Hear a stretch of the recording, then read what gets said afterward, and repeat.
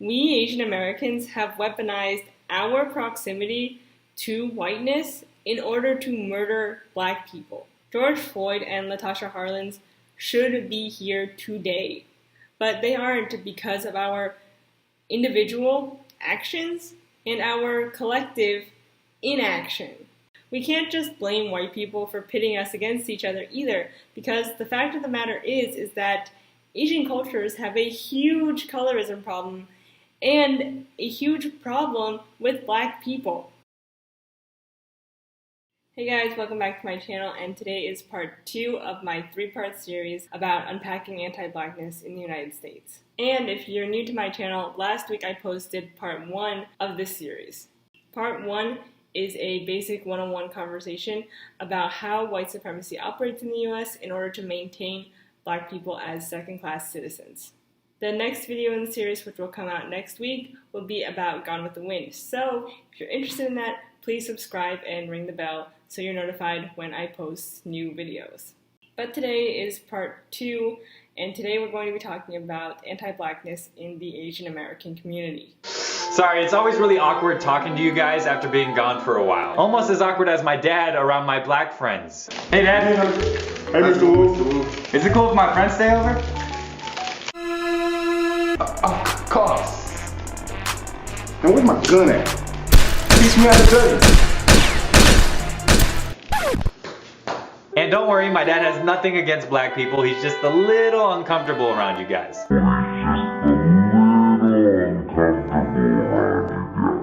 I post a lot on my channel about racism that Asian people face, but today I want to talk about the racism that Asian people take part in and perpetuate. Though I was adopted into a white family and grew up in a very white world, doesn't mean that I haven't seen anti-Blackness at play. Quite to the contrary, actually. When I was younger, I was very invested in becoming Asian American.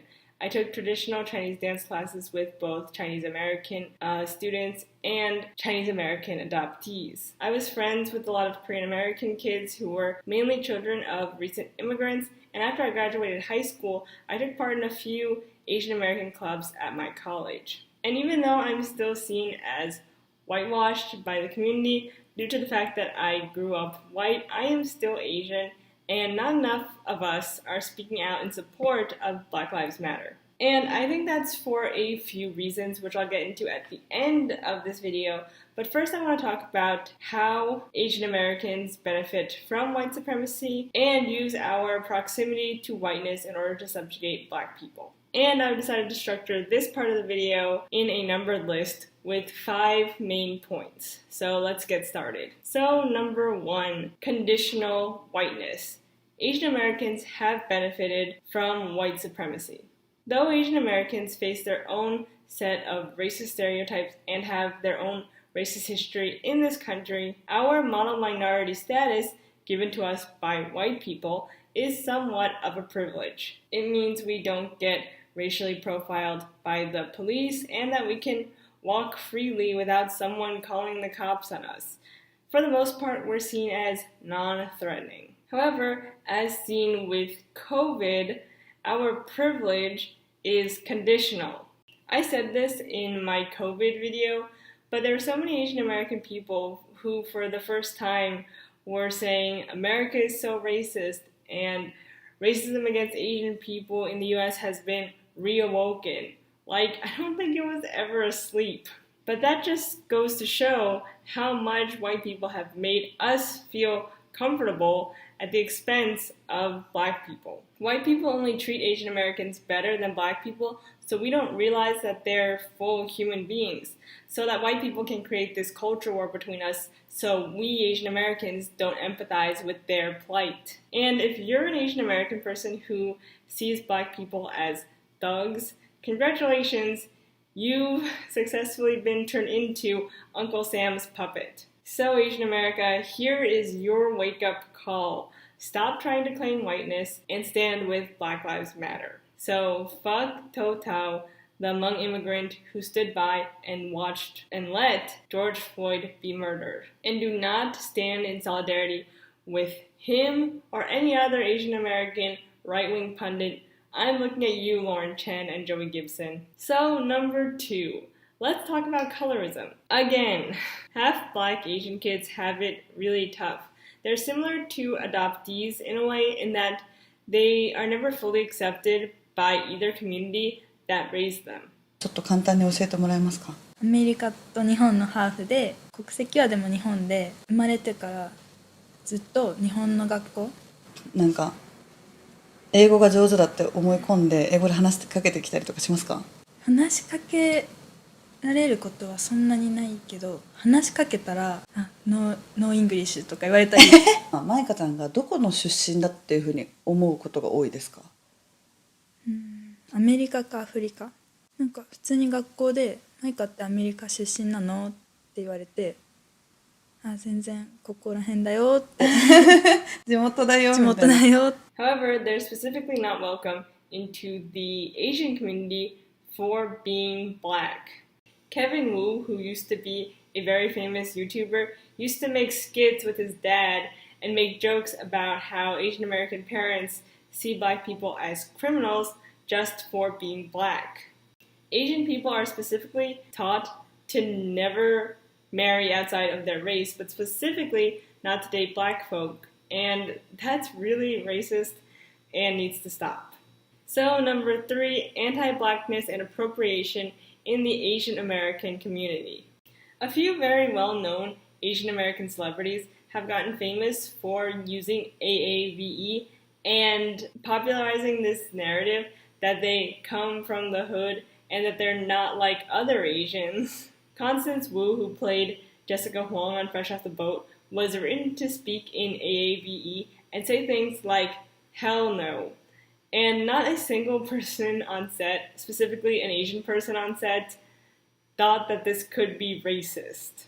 Aquafina, who has been very quiet since the BLM protests started, has created this narrative for herself that she grew up on the streets and is ghetto, and uses AAV so much that it's downright uncomfortable. You're right. Damn straight I'm right. It's fake land, I'm always right. But you can't swerve. I'm not gonna swerve, not for her. You're not a chicken. You gonna roll up to that way and you gonna be like, bok bok bitch. Eddie Huang also claims street cred, uses AAV, and heavily identifies with Black culture even though he's not Black. And lastly, the Jabberwockies, who are primarily made up of Asian members, won America's Best Dance Crew for their hip-hop routines.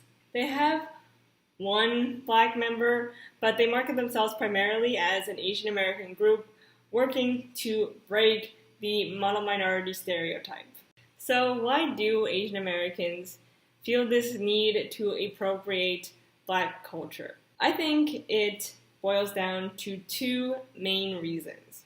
1. Asian kids use Black culture as a way of acting out.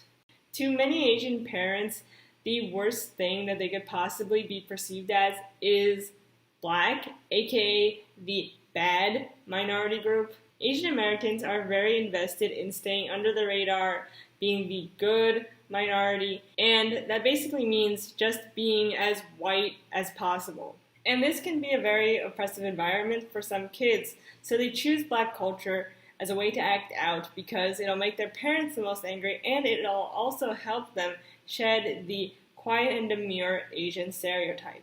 And let it be known that these stereotypes that some Asian people are so invested in breaking were created by white people. Just like how the stereotype that all Black people are loud doesn't exist in any way, shape, or form. So Eddie Huang and Aquafina, you are wasting your time. So the second reason why Asian American people love to appropriate Black culture is because they want to do what's cool. And like white people, to them, Black culture is the definition of cool. And yeah, Black culture is awesome, but it's not for you or for us, especially when the creators of Black cultural products are mainstreamed to be for everyone. And even worse is that the Black creators of these products and trends are never given their check and proper dues. Black music and fashion can have an influence on you, but you can't go around sporting gold chains and using AAV and not say anything about Black Lives Matter and not interrogate how you, with your light-skinned mono-minority privilege, have added to anti-Blackness in this country. So number 4, appropriation in K-pop. K-pop is heavily influenced by Black American culture, from the music videos to street fashion.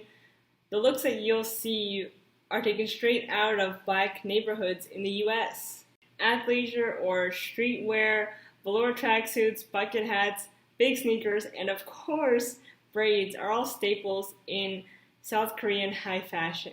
And this is very dangerous considering countries in East Asia are very racist and profile Black people as criminals, but are completely open and ready to accept Black culture. And it's not just fashion.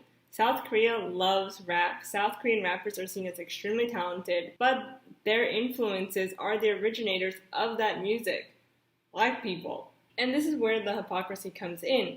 Many K-pop artists acknowledge that rap and hip-hop were created by Black people, but they still mock AAVE and Black people in general. And that's not even to mention that their wealth and status is piggybacking off of Black innovation. And this reckoning with racism in the K-pop fandom and K-pop artists being racist themselves is being addressed by much more knowledgeable scholars than me. I highly suggest Stitch's content on anti-Blackness in the K-pop fandom especially. Her links to her Twitter and YouTube will be in the description down below. So number 5, and the last point on this list, describing how Asian Americans perpetuate anti-Blackness. Before we delve into why it's so hard for Asian Americans to talk about anti-Blackness in the Asian American community, is number 5, experiencing anti-Blackness as an Asian American growing up in a white family. So I'm just going to be honest with you guys. I grew up in a very racist household. I once told a relative of mine that I was taking an African American Studies course in college, and they asked me why. Black history was not something that was spoken of. Black stories were not something I heard growing up unless it was from an extremely racist children's book. I watched Gone with the Wind from a very early age. I was taught that the Founding Fathers were great guys and that the Civil War wasn't fought over slavery, and that racism was solved in the 1960s during the Civil Rights Movement. Watching shows for Black people such as The Fresh Prince of Bel-Air and That's So Raven was looked down upon because those shows weren't for me. My family didn't even want me listening to K-pop. Nothing was for me unless it centered white people, and that was extremely hurtful. And because I had this growing resentment for white people and their media, I looked for representation elsewhere through K-pop and K-dramas and other Asian-driven media. And later in my college years, I studied a lot of Black history and watched a lot of Black media and really enjoyed it, as well as learned a lot. And I highly suggest that if your family and community is mostly white or homogeneous, that you should look outward and educate yourself on Black history. So now that I'm done talking about these 5 points about how Asian Americans hold up white supremacy and perpetuate anti-Blackness, I now want to answer this very complex question. And that is, why is it so hard for Asian Americans to talk about how they take part in anti-Black racism? I think the main reason is that there's a lot of resentment between the Black and Asian communities. We've hurt each other, but only one of us has benefited from white supremacy. We Asian Americans have weaponized our proximity to whiteness in order to murder Black people. George Floyd and Latasha Harlins should be here today, but they aren't because of our individual actions and our collective inaction.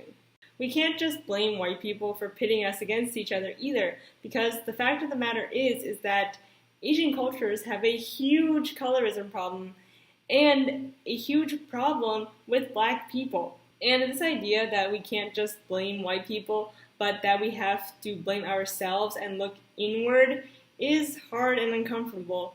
But it should be. It should make you feel guilty and wrong. And those are tough feelings to process, but do you know what's tougher? being hunted down and murdered just for existing. Asian Americans must stand in solidarity with Black people. We cannot continue to stand idly by and let fellow people of color get murdered. Our whiteness is conditional and not something that we should cling to. Our fight against the white capitalist patriarchy is the same, and we need to understand that. So that's it for this video. Thank you so much for watching. Please comment down below about what you think about anti-Blackness in the Asian American community. And please don't forget to subscribe and ring the bell to be notified about next week's video, which will be about Gone with the Wind and is the third and, for now, last installment in this series about anti-Blackness. So please like, share, and subscribe, and I'll see you all next Friday. Thank you again for watching. Bye.